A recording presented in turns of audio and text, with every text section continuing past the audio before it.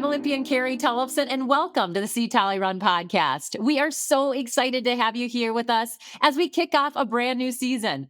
Our show has been on a bit of a pause, a little longer one than I wanted, but we're back. And I am so excited to tell you that we're going to bring the YouTube channel back. It's been a long time, since 2016, actually. So if you're new here, welcome. If you're old and you've been listening to us for years, thank you for coming back. And another exciting little bit of information, Run is now supporting the show. And I can't wait to teach you more about Run and just so very thankful that they gave me the nudge to get it going. This episode is a special one. I have been wanting to do it for years. I've been wanting to interview my parents, John and Ginger Tollefson. My dad, John Tollefson, is a retired college football player and a retired attorney. And my mom is a retired musician. No, I don't know if she's retired. She still tickles the ivories here and there, but she's also a retired hairstylist. And they have just been such an important role in my life. And I wanted to have them on the show, give you a little bit of an insight on how I grew up, talk a lot about grit, love, and getting after it. So let's get after it. Well, hey, Mom and Dad. I'm so excited to have you on Tolle Run. I know that we've done a video in the past, but I haven't ever done a podcast with you people. So thanks for coming on the show. What's the difference? Well, there's no difference. Podcasts and videos. Oh my gosh, now you are really, really showing your age, Dad. You got to know the difference. But I do just want to say that we're kicking this new series off with Tolle Run, and it's been going for a long time. But as a parent now of 3 kids, and you guys come to everything, I was like, I need to just dig back in. I need to figure out how you all made it work, how you all stayed sane while you had 3 girls and, we're running all over the place. So I was excited to kind of kick off this new series with you two. But before we even start, Dad, you got your Lycra on. You have your spandex on. Tell us why did you come to the show in your workout stuff? Because I'm going to go biking right after we're done. Duh. I'm training, so I got to get ready. Yeah, I think it's so funny. I just sent a text out to all my high school girlfriends because you rode your bike to one of my boys' baseball games the other day, sat through the baseball game in your tight outfit, just like you did back in 1995. And all my high school girlfriends were like, of course, John Tollefson did that. So it's kind of been this lifestyle for you, this whole journey of being fit. But I want to go way back. So, Mom, we're going to start with you. You were not able to be in sports because it just wasn't that time. When you were growing up, it wasn't really allowed, if I can even say that. They were nervous for women to participate, worried about your future and having children, like not showing guys you can sweat, all the things, right? You played every instrument. I mean, you were always playing piano when I was growing up. We know you played saxophone, did all this stuff. But I want to know what it was like for you growing up in a time that you couldn't play sports. Well, I was in the marching band. I know. So you marched, you got your steps in. So we marched every day for band practice, but, we didn't think too much of it because none of the girls could. And I lived on a farm, and if you lived in town, you could be in a summer league of tennis, but it was just the town kids that could do that. And so we didn't think too much of it. We just went swimming and played baseball outside, but we did have GAA one night a week. What's nights, GA? Girls Athletic Association. Oh, GA. Where we played basketball and volleyball, but in basketball we could only dribble 3 times, and then if you were lucky, you were the rover and you could go across the center line. But it was fine. We were busy. We thought we were busy. Not anything like today's kids. Dad, what did you think of that? I mean, you guys grew up in a town called Madison, Minnesota. It was a small town, 10 miles from where I ended up growing up, where you guys raised me. But you were in sports, but you and Mom, I mean, you kind of knew each other throughout elementary and high school. So what did you think about that? Because we're going to get into your career, but not seeing girls participate in things. Was it weird or no? Yeah, it was kind of weird. I snuck in once. Got to see Snuck in bit. Where? To see him in the gym playing basketball. And don't even ask him what kind of trouble he I got had to into. visit the principal there, so I mean, just another visit. So, well, I thought it was different, but we didn't ever have it, so there was girls' sports. It was Yeah. always guys' sports. And living in a small town, you play every sport, no matter what season it is. You play that sport. You don't play basketball and play basketball all the time like they're doing now, or Yeah. play any sport and you have to do it year round. Yeah. Well, we see that in the city, but in our small town when I was growing up, we just switched from one sport to another. So it was a thing back then where if you were in Minneapolis, somebody might just focus on one sport, even back in what, the late I 50s, early don't. 60s? Well, I lived way out in western Minnesota, so I mean, I'm not sure what they did in the cities, Yeah. but I would think that they do it a lot more now than they did then. Yeah. I know Yeah. that they only had one class of sports back in those days. In the Like, state of Minnesota. Yeah. Like at the state the champs. football team was ranked 10th in the state of Minnesota, and they never lost a game. Okay. So this is exactly how it is, people. Like, mom knows the stats. Has she always known stats, Dad? Like, so we're going to get into where you guys went to after Madison, but has she always been that person that is like, you got to get in the game and do this? Like she still is. Well, yes, I suppose she did a little bit when I was playing, but she does it like crazy now. Just everything. She got the stat book ready to go, and she's always Yeah. writing down what guys are doing and what our kids are doing. Yeah. So you two are high school sweethearts.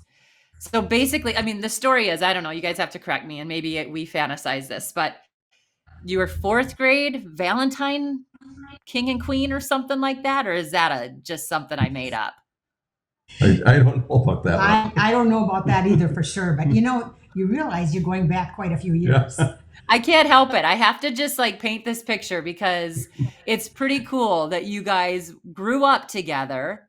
One was a city boy, one was a country gal, my dad was very much into sports and it really kind of drove him to be a really, I don't know, focused individual, at least on, what on the outside looking in. And then mom didn't have that, but found music and found other ways to be very driven as well. And you both went on this path that was a little bit different. Dad, you got a scholarship for football at Augustana University, which was in South Dakota, Sioux Falls, South Dakota. And mom, you followed him and went to beauty school. Might have been the other way around there. Oh, No. No. see, I love this, you guys. This is exactly how these two have always been. So you went there, Dad, you played. I always joke that mom probably knew more plays than you did. I mean, that's at least how you guys have told the story. I mean, mom knew all the plays in the playbook. Well, I don't know if I probably tried to act like I did. But I do know that the choir teacher at Sioux Falls, South Dakota at Augustana said there was one woman always in the crowd cheering for John Tollefson, and it was Ginger Tollefson. Well, that's probably true. I don't like to miss a thing, so whether it was my husband or my kids or my grandchildren, I have to be there and act like I know what's going on. So the one way I did get into all the football games is with a fake ID. Oh, Maybe want to cut that out. so you had a fake Augustana ID? Well, yeah, a gal with black hair, so I did get caught. And you know who I got it from? Dad, okay? This is scandalous. No wonder why you Well, went we to didn't law have school. any You were money. breaking the We didn't law. have any money. You realize that, so. So you would have had to pay for every single game. Dad didn't get any free tickets. He didn't have an NIL deal. No deals. Absolutely not. No deals. Okay, so after college, then you go to back. Where do you go after college, you guys? To the cities? Des Moines. To Des Moines. Iowa. To Des Moines, that's right. Because then you went to Drake Law School, Dad. Yeah. Yes. So tell me about that because you were a pretty good football player. You played Well- both offense and defense. Tell me a little bit about your career and then why it ended. Because some of your teammates went on and played pro. Why didn't you go Yes. pro? Well, two reasons. I think I was not big enough to play in the big with big guys. I wasn't fast enough to play with the fast guys, so I was kind of a tweener. So I just didn't. And I wasn't focused on playing afterwards. I wasn't that good, but I played my career in Augustana and played both ways a lot of times. Back then, there were a few guys that did that. I don't think there's too many that do it anymore. But we played North Dakota State and South Dakota State in those schools. We pretty much got crushed a lot, but it was a fun time. I got paid to do it, so that was the last couple of years. I didn't really want to do it that much, but I did it because I was getting paid. What does that mean? You were getting paid to do it? I Scholarship. got a scholarship. We got housing, like we got meals, and I got a little stipend besides, but it wasn't much. It wasn't like it is nowadays, that's for sure. Oh man, that's all changed, even for me too. So we're not getting to me yet. We're still going to you guys. So tell me about Drake. Why'd you end up in Des Moines? Did you always want to go to law school? Well, no, I didn't always want to do it, but my number was very low for the lottery for being drafted in the military. And we were coming out of Vietnam in 1970, and that's when I got out of school. Lost my deferments for school and for, what was the other one? Well, I suppose because we had a baby. Being married and that. Yeah, the marriage one. So I lost those like everybody did. And then my second last game in college, I separated my shoulder. So when I went in for the physical, they asked if anybody wanted a further physical. Well, my shoulder was separated. So I stepped forward and had that. And then they flunked me from the physical. So then I didn't know what I was going to do. I thought for sure I was going to go be drafted, So my dad said, well, why don't you go to law school? I said, okay. Because I had no clue what I was going to do. Yeah. So, and there's only a couple law schools that weren't full, and one was Drake, and another one was South Dakota University. So I went to Drake. So that's how we ended up in Des Moines. Okay. And then Mom, you started working, had my two sisters. Then you guys left after Dad graduated and came to the cities for just a tiny little bit before moving out to the town that I was raised in called Dawson, Minnesota. So I want to hear about that because you had two kids. You move out to Dawson. Like, what was the thought of having me? And aren't you so thankful? Well, we are. Well, Dad always has said you were an oops and you should have been a boy. But he also said girls can do anything boys can do, but girls can do it better. Thank you. I love that. That might be the title to this episode right there. So why Dawson and why'd you have number 3 here? Well, I was looking for a different job than I had for a year in the cities. So then there was an opening in Dawson. The attorney there, the older attorney there, retired. So they were looking for an attorney, and that's how I said, well, let's try it back there. I was kind of interested in doing a little farming. My dad owned a farm or two. And I tried farming for a couple of years there, and I found out it was too much to trying to be an attorney and a farmer at the same time. So I stopped doing that. But that's kind of why we moved out there, and we're always happy that we did. And none of our girls were planned. Not any of you were planned. So, I mean, you just happened, that's what the deal was. You think you were the favorite. All of you think they were all our favorites. I'm the favorite, okay. Oh, yeah. No, that's not true. I don't know if we have any favorites in our family, but I do want to talk a little bit. And obviously this show is called See Tolle Run. So it is kind of sometimes about me. But I think that as we kick off this new season, it's kind of fun just to teach some of our new listeners about why I love this life that I have lived and why you guys are such a big and important part of it. So let's just talk. I don't really need to go all the way back to the first day I was born, but I do think it's super interesting. And I don't know if I've told this in all the years that I've had my show. I'm not quite sure I've really gotten into what life could have been like for me, which definitely if we didn't push and just like believe, I don't think I would have used my lungs for a living. And it was kind of scary the first 10 hours that I was born, what happened with my lungs. So Mom, why don't you tell the quick version of maybe what happened and actually like the severity of it, like being baptized in the hospital because we didn't know I'd make it. So tell a little bit about that. Well, Carrie was born on January 15 or 18. 15? That's your father's birthday. 18th, January 18th. 18th. She was born on the 18th.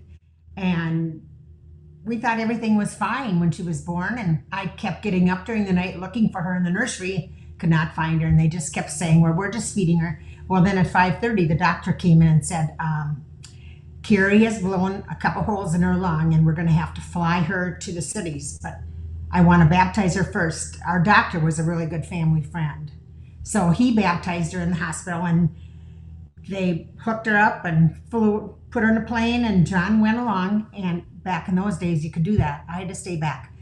Well, they got over Cosmos, Minnesota, and Carrie was so active that she pulled out all the tubes. So they almost had to land the plane there. And well, first of all, I should go back. I forgot to say when they got to the plane in Montevideo, the wheels were frozen to the runway. So they had another kick back there. So it was just something. Well, they got her to the university, and she was there about 2 weeks. And they had to put tubes into her. And finally, when the bubbles quit coming out, they knew her holes in her lung were healed. But she was a fighter from day one. My dad said before we left Dawson Hospital, he said, Ginger, he said, don't worry, Carrie is a fighter. You can tell it. So I guess we didn't think about any other outcome, even though it was a struggle in the beginning. Yeah. And came home in a snowstorm, drove the car home with her in a snowstorm, and a semi took the lead, and we drove us right up to the hospital in Dawson. And I mean, this kid is, in the first couple of weeks of her life, just about ended ours.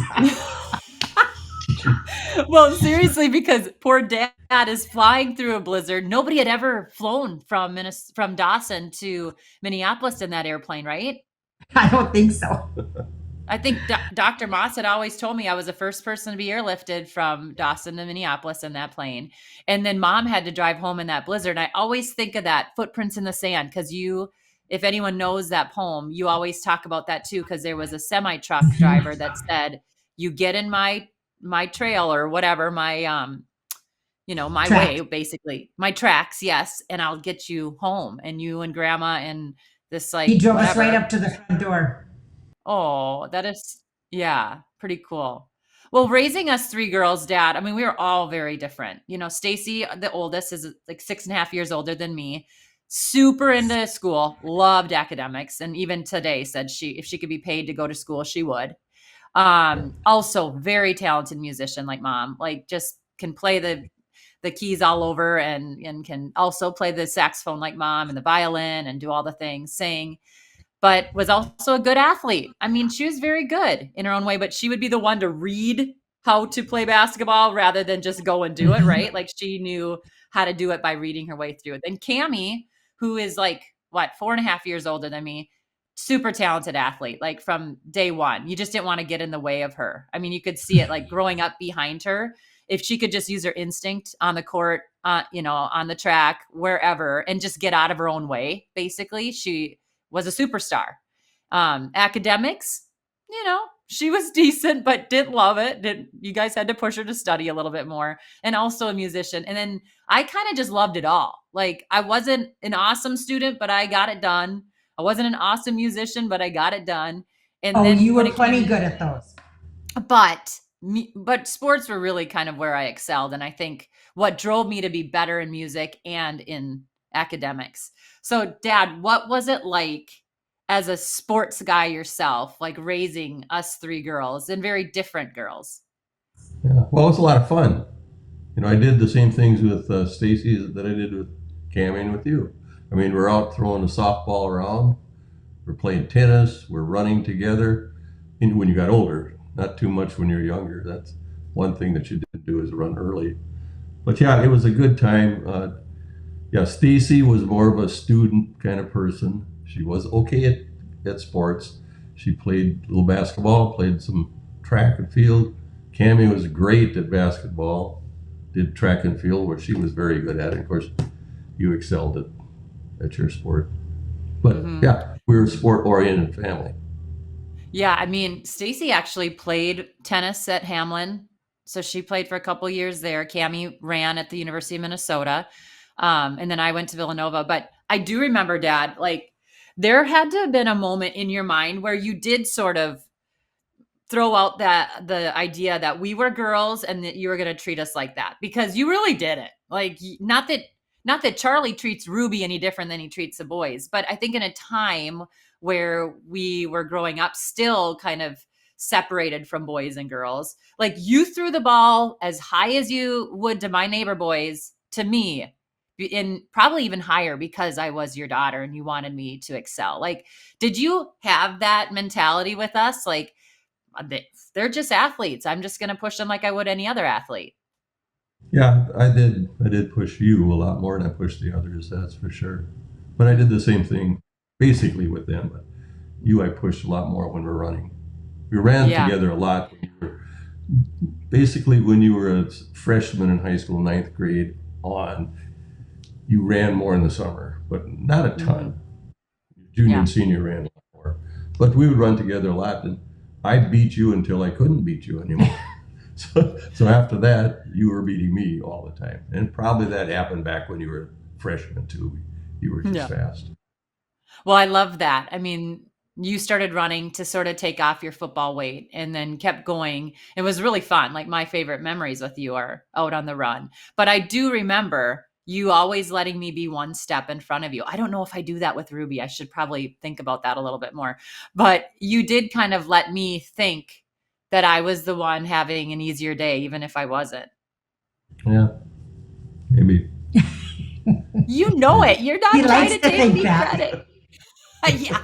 I mean, I guess as I got older, maybe. I mean, and Mom, you were always kind of the one. Dad and I did some visualization together, and we're going to talk about that. But you were always kind of the one with us girls that really got into our heads, making us believe that we could do anything we put our minds to. Like, where did you learn that? Was that how you grew up, or was that just how you decided to be a partner to Dad? Because I know that you were in his ear when he was playing or studying or whatever. But like, where does that come from with you? Because you definitely did that with us girls. Well, I think a little bit of it came from my dad.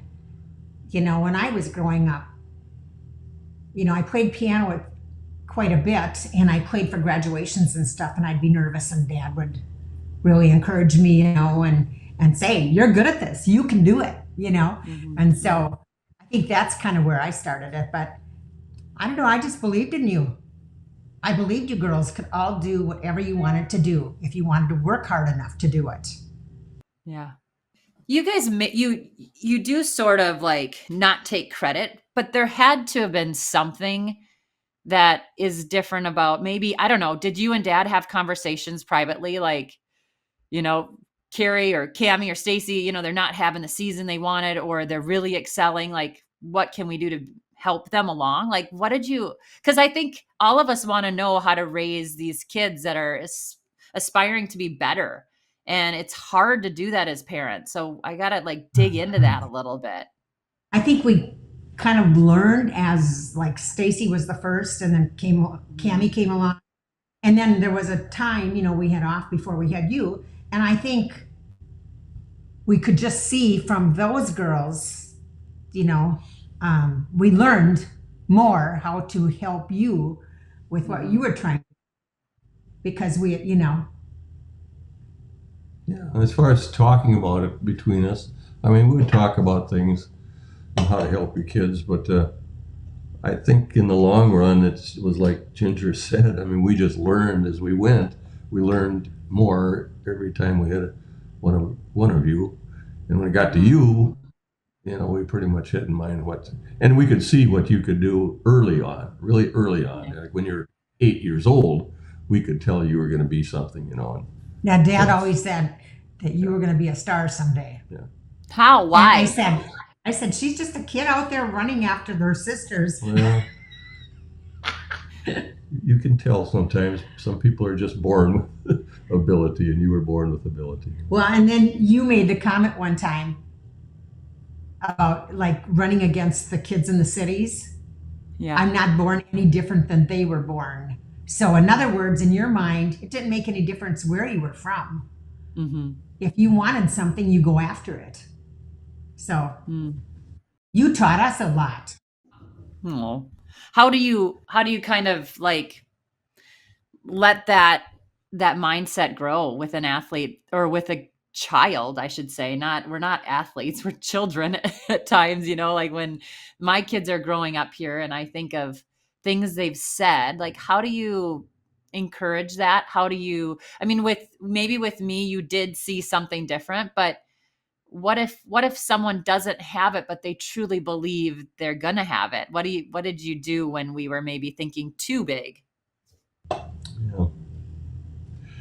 Well, I don't think Stacy and Cammie ever thought like that. I mean, they played their sports and did their music stuff, but we could see that you were going to go beyond just playing. We were going to go to winning. We could see that, and it just, we tried to help you as we could. We're just being there. We were there. Even when you were in college, you were there. You talk about our little conversations before each of your races.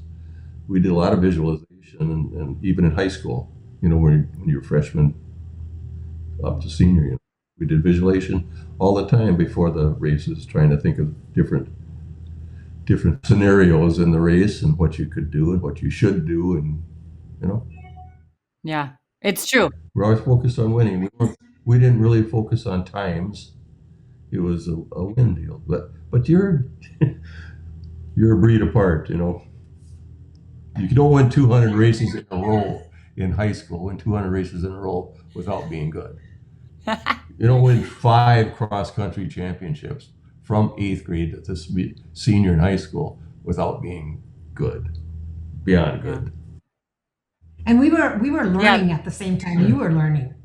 I mean, we didn't really know how to handle. I mean, nobody had told us how to handle someone like this, and so we just did the best we could, and to encourage you, but not to overdo anything. It was still you that had to make the decisions.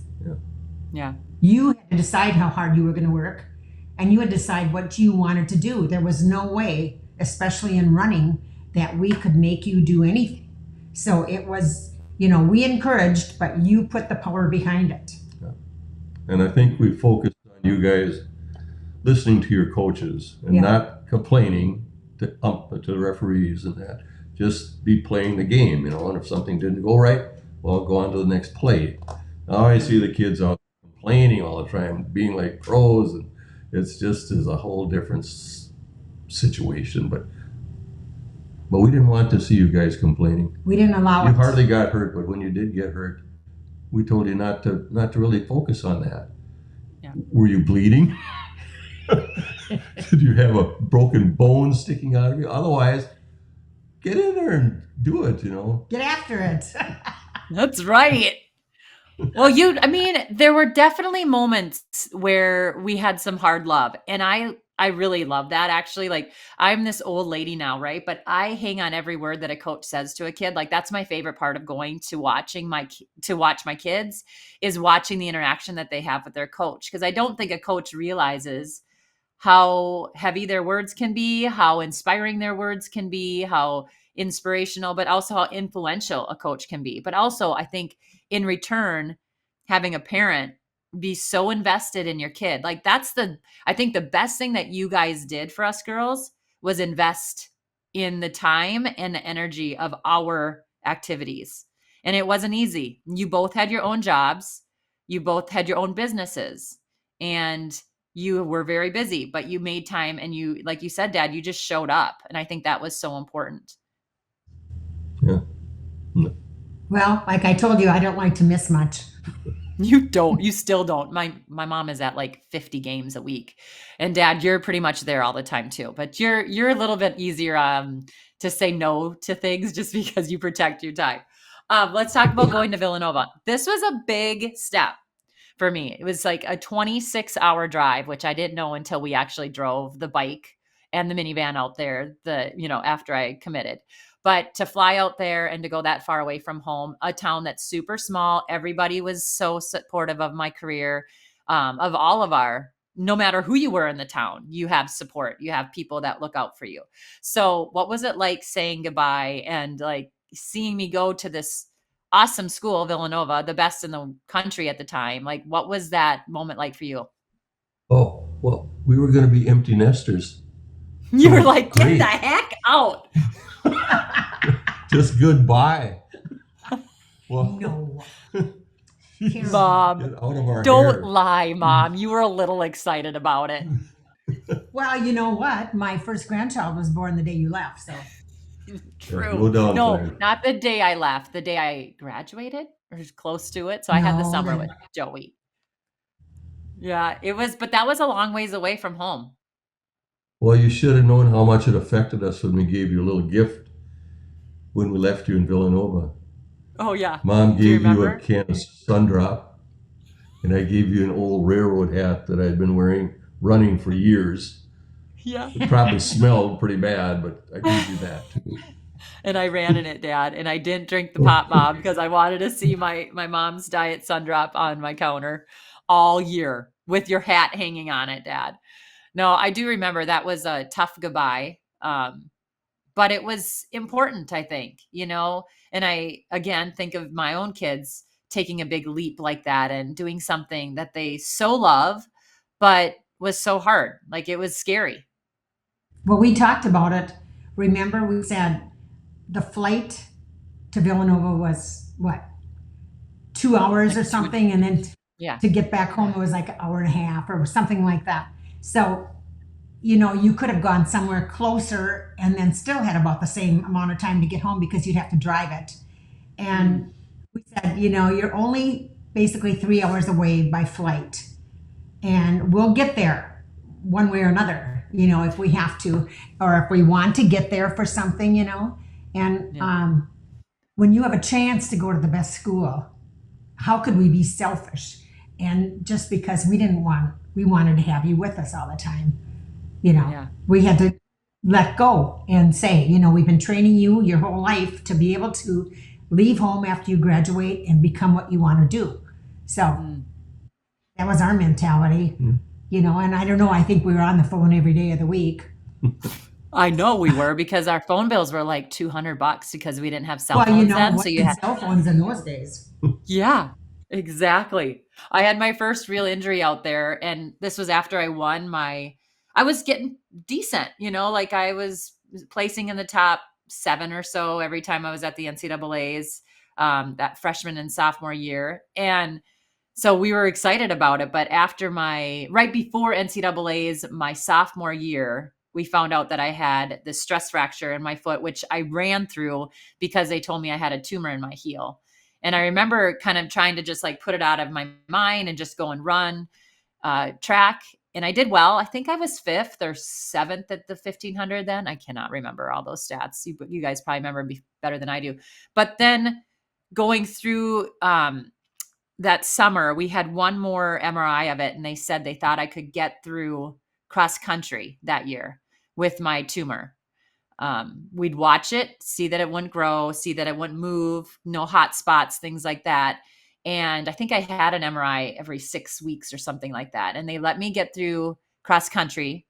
It was in 1997, so I am dating myself, but I ended up winning that one. And I do remember that year being really, really special because I was running with this kind of like heaviness of what's going on in my heel, what's going on in my body, because they couldn't tell us that it definitely wasn't cancer or something bad. They just knew that I had what looked like a tumor in my heel in a really bad spot. You get those tumors around your body, like in your quad or in your hip and things like that. And it's not such a weight bearing bone like a heel, where they told us if we broke the bone and the tumor, we didn't know if it was dry or not, but the tumor the bone would be the one that shattered, and that would probably end my career. So they were kind of letting us go, like, go run this race, see what happens, and then we'll have the surgery. We knew we were going to have surgery.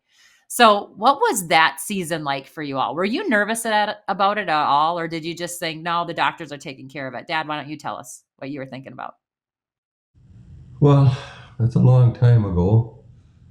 We were concerned about it, We were concerned about it, and it sounded terrible. I mean, Yeah. if something did happen, I mean, your heel, they said the bone isn't very thick there, and what the hole in your heel was about like that size. Oops, where am I at? Yeah. It's like a 50 Anyways, cent a pretty piece. big one, and I don't know, it didn't look like a lot of bone there that was going to hold up. So, we were we were really concerned about it. Yeah. But there's not much we could do from here. Yeah. We trusted the doctors and went ahead with it. Did you think I was going to win? Oh, we always thought you were going to win. It's just a matter of time on that when you got into college. And then the comeback, Mom, you came out there, remember? You came out for the surgery and, well, we both did. And then I remember having conversations. No, they didn't know how, so I had donor bone put in the heel to rebuild the heel, the bone. And we didn't know what was going to happen. The doctors didn't know how I would react to that bone. They, instead of taking the bone from my body, they took it from someone that had passed. And I remember that being kind of like, oh gosh, and I couldn't run a step for 6 months. So what was the comeback like? Were you like, oh my goodness, she's back? Or is it where I'm that far away from home? It's sort of like you're on, your own thing, thinking about other things and just letting me be. Well, it wasn't just letting you be, but I think we just remained positive through the whole thing, with talking to the doctors and that. And, it wasn't like we were looking for the worst things to happen. We were planning on the best things to happen, And so we just thought, this girl's not done yet. Yeah, we I always thought think that way. Just a setback for you. You'd come out of it. We never went down to the bottom thinking it was all over. Okay, well then let's move on then to the next stage of my career where I get lapped. My very first Olympic trials on national television, Regina Jacobs going, waving to the crowd and doing this. And when they're dinging the bell for me to do one more lap, what did you think there? Were you like, I thought you were done. A long road. You thought I was going to be the one right behind Regina? I thought you were second to Regina. Mom, come on. But Dad, were you like, oh, here we go again. It's all starting over. Yeah, you were pretty young. That's the first time you were lapped, I think. I don't know. Yeah, maybe. We didn't know how to react to that because we'd never seen it before. Well, then you got to consider you were running against Jacobs too. I mean, she was awesome at that time. She was awesome. And she also had to sit out and not get to compete much longer after that. But she was awesome. So my career as a professional athlete had its ups and downs. I mean, it clearly wasn't quite as I don't want to use this word so much, but I'm going to just for lack of, brain power that I have, but successful, right? Like, so in high school, I won quite a bit. And then as in college, I got there. I didn't always win, but I got there and I won a decent amount. Then as a pro, I didn't win quite as much as I was used to. And it was tough. And I know that you two were always the first phone call. Like, there were a lot of times that I would call home and cry and be like, I don't know what I'm doing.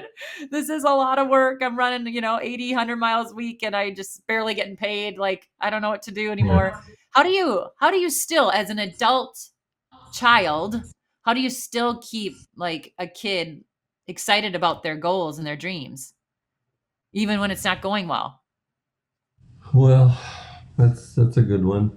I mean, one of the things we did, though, go back to your high school when you were a senior, we changed you from running the 3,200 meter run to the 800 meter run, because you always won the 3,200 meter by a long ways when you were freshman, junior, sophomore, and junior.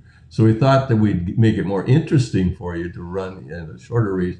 You'd have more competition there.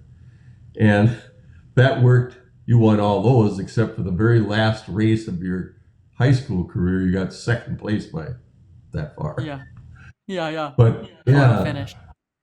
And maybe that was a good ending, because when you'd go into college, you couldn't win everything every time you went out there. So maybe it was meant to be that Dad and you decided to just try that.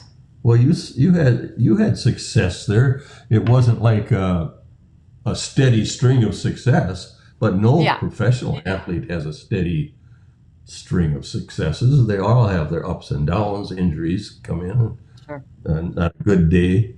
But look at how you ended up. I mean, how you ended up making the Olympic team. We're an Olympian. I mean, there's not too many people can say that.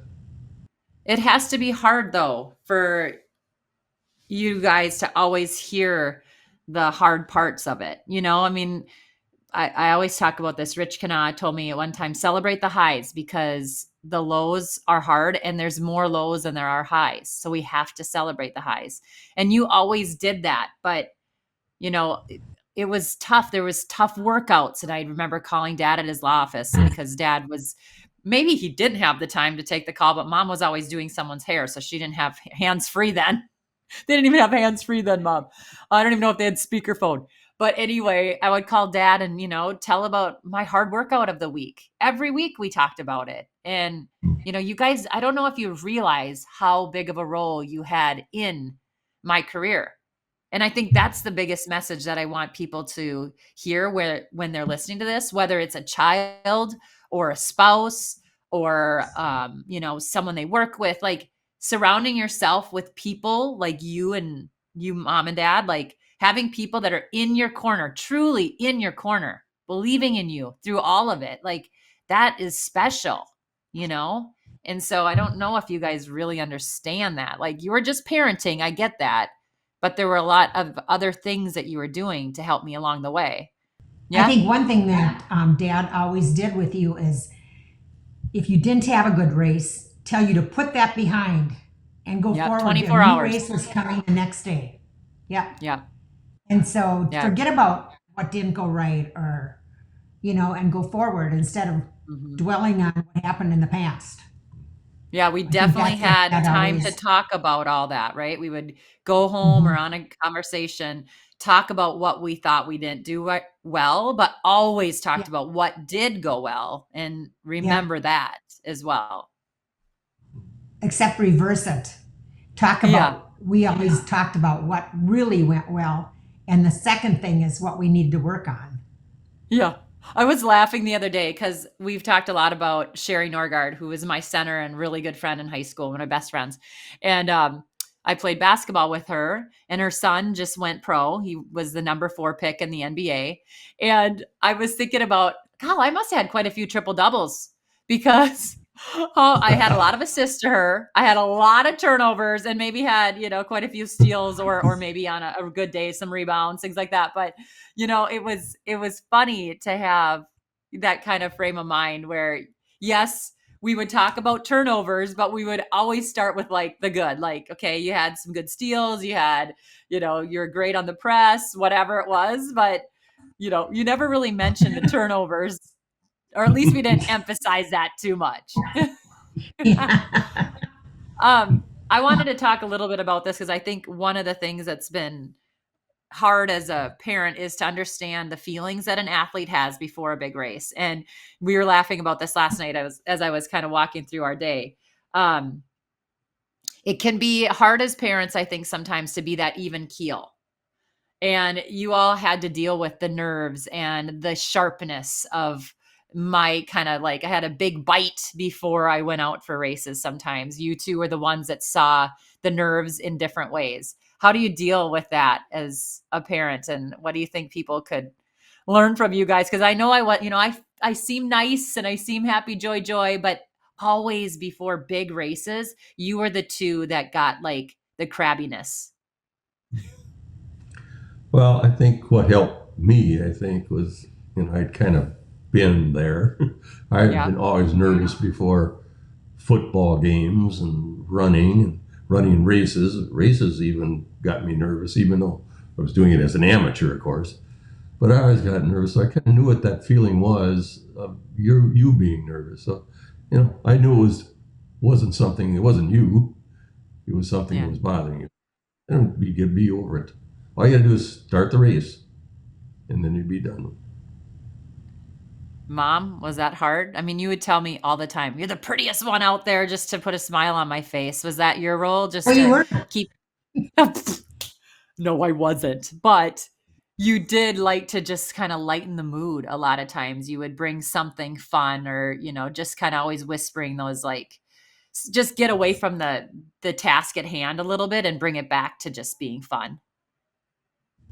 Well, I remember telling you that when you would be running, just remember those wild hogs are after you, You did. or Every time. or see if you can pass the golf cart. Yeah. Things like that. But I don't remember you ever being that sharp No. or mean ever, and I don't remember that happening. So unless I just let it go in one ear and out the other, I don't know. But I mean, you have to be a little bit nervous to do what you did, or you're not going to be good at it. Yeah. I don't think anybody steps foot on the line just easy going and wins a race. Mm-hmm. You have to be a little bit like, well, pretty focused. I got to get ready. I got to get going. Yeah, it's true. Speaking as someone that has done it so many times. Well, that's the thing. You didn't get to do it, but I know you would have been a heck of an athlete. That's the one part that I wish that we could go back in time and give you that opportunity. I mean, I just look at you both here, and it is truly exactly how I think of you all. Like, Mom, you're always put together and look cute, but yet you're willing to get in there and dig deep and get dirty. Dad, you're like, even if you had a suit on, it's almost like, I shouldn't probably admit this, but it's like Superman, right? Like, you have your suit on as this buttoned up attorney, but if you could take it off, you'd have your Lycra on and you'd be ready to go and soar on the bike, running, whatever.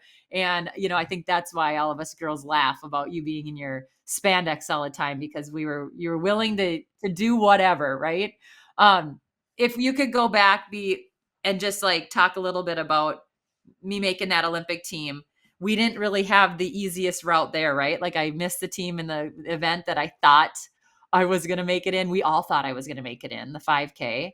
And then I ended up getting 6th and just missing it. Like, what was going through your mind when I was in it? I was in 3rd place up until the last K, the moment that we had visualized I was going to go, and it didn't happen. Like, what was that moment like for you all? Is your heart just in your stomach?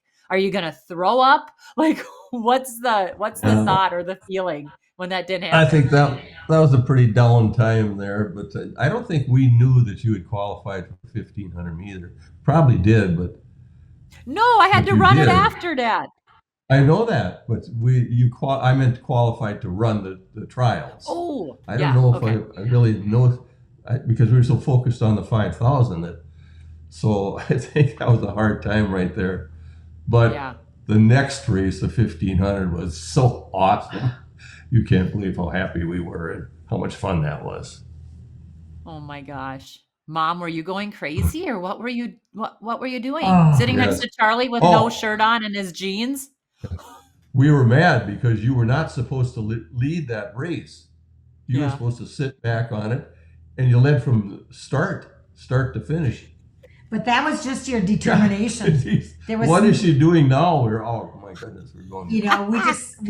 I think we knew you were going to win it because you were not supposed to do that, and you were not going to give it up. You were going to go, and it was amazing. And it was 116 degrees. Do you remember that?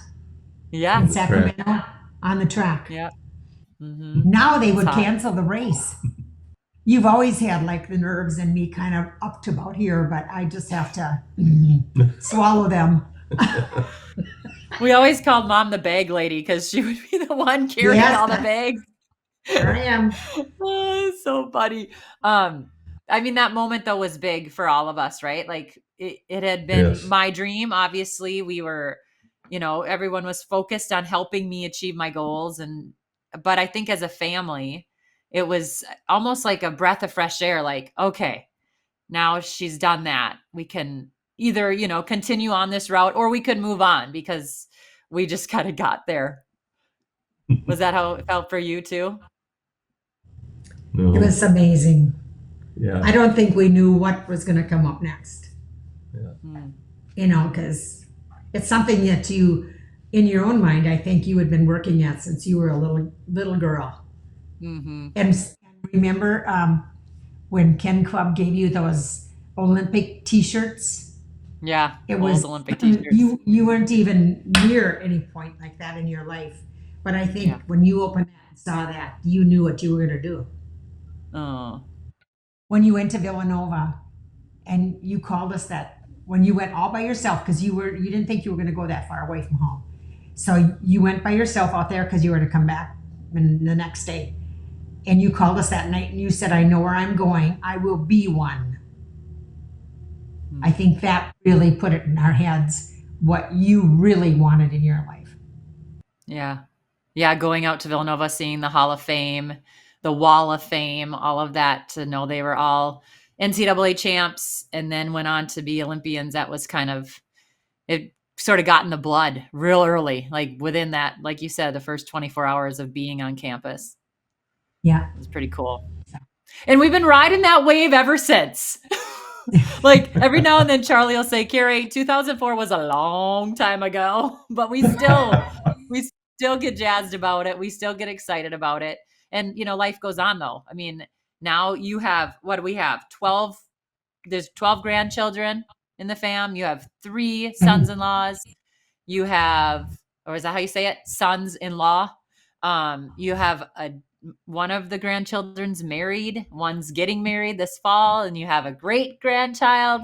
You have a number of state champions now. It wasn't just me that had state championships. Now we have quite a few in our family. What is it? 3? Do we have 3 more? Well, I think Shay's got 3. Shay, Joey, Ruby. Yep. 4. You. And I tell you what, guys, the common denominator, there's 3 of us on this call, and it's the 2 older ones that is the common denominator. You go to everything, you support everyone, and I think from all of our family, like, we just appreciate you all so much. You have done so much for our family. So it's been really fun to chat with you. I do have some rapid fire, so you don't get to get away without getting some rapid fire. Okay. So this is where you have to show your quickness.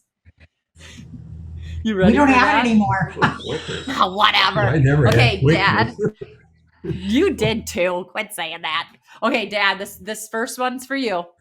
So would you rather run around Skunk Hollow, our favorite running loop in Dawson, or do hill repeats at the LQP Lacaparo Valley Village that you and I used to do? So run flat or run hills? Run around Skunk Hollow. Yeah, it's one of my favorites. And you've even painted a picture of it.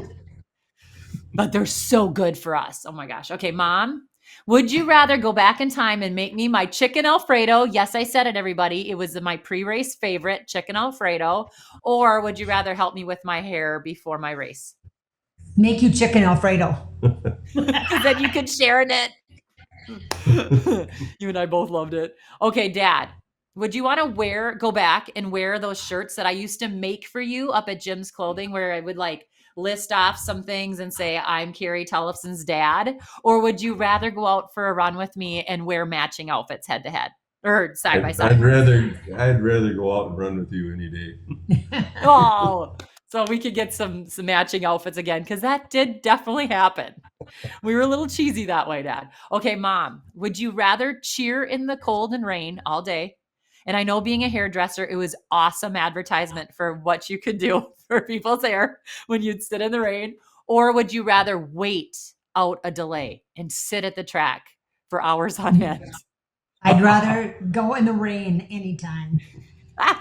Those delays are so hard. You never know when you're going to go home. Yes. Okay, this is for you both. Would you rather do it all over again, or say, that was fun, glad to be a part of it, but I'm glad it's all done? Oh, man. We'll do it all over again. Yeah. You would do it all over again. Yeah. All the nerves, all of it. Yeah. And hopefully we would have done what we did the first time around. Yeah. Yeah. It was the best time. It was a great time of our life. I love you so much. Thank you for everything. And thanks for coming on See Tolle Run. Way to get after it. Okay. Hey, do you want to go get some cake out at Brenda's? Yes, we want. I want wedding cake. My mom and I used to get wedding cake, and there was no wedding. We'd just eat the cake. Now, Dad. I'll be over. I'll be over this afternoon. I need a couple of shoe bags. Oh yeah. Yeah. Dad, he likes all the free gear. So Oh, yeah. Adidas and whoever else, keep sending it because Dad's been wearing it since the same thing since 2000 when I signed. I still have them, yeah. All right, you two. Thanks so much. Thanks for joining me today on See Tolle Run. My guests were my parents, John and Ginger Tollefson. Show notes for this episode can be found at ctollerun.com. This episode was edited by Andrew Harley, producer of the Tridot and Run Dot podcasts. And also, if you're a fan of this pod, we would love it if you would give us a rating and review in iTunes. All you have to do is visit ctollerun.com/review, and it'll bring you right to our show's page. We really appreciate it. And also, you can find us on Facebook, X, and Instagram at ctollerun or at Carrie Tollefson. And you can also check us out by visiting our website, ctollerun.com. Thank you so much for joining us today. And don't forget to get after it.